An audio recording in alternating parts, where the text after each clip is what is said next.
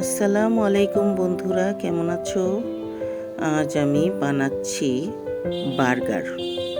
আজকে শুধু চিকেন দিয়ে বানাবো না, বানাবো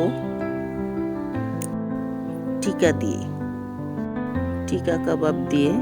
দেখো, আমি টিকা কাবাবের জন্য সব তৈরি করে রেখেছি।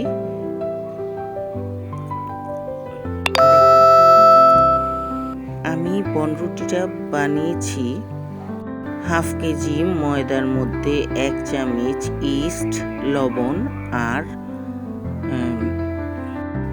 চিনি আর তেল দিয়ে মিক্স করে দুধ দিয়ে আমি ডোটা বানিয়ে রেখেছিলাম। একটু নরম করে বানিয়েছি, কারণ শক্ত হলে ফুলবে না। 2 ঘন্টার জন্য রেস্টে রেখে দিয়েছিলাম ঢেকে।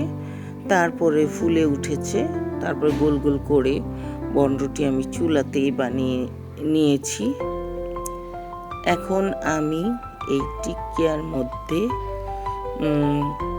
বাঁধাকপি আর পেঁপে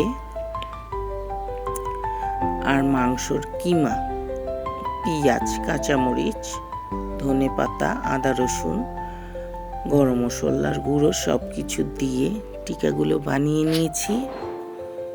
দেখো,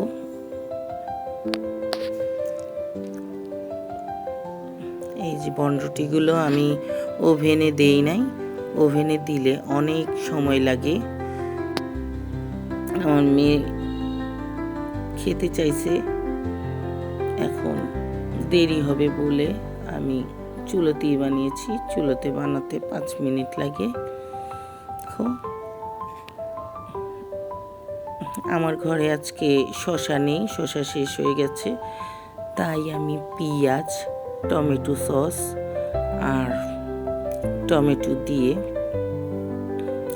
এটাকে সাজিয়ে নিচ্ছি।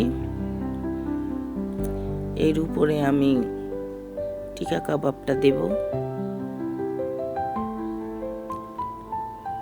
তোমরা এইভাবে খেয়ে দেখো।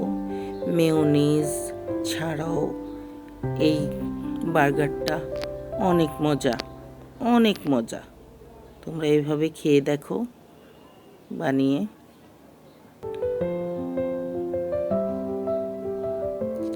একে একে সবগুলো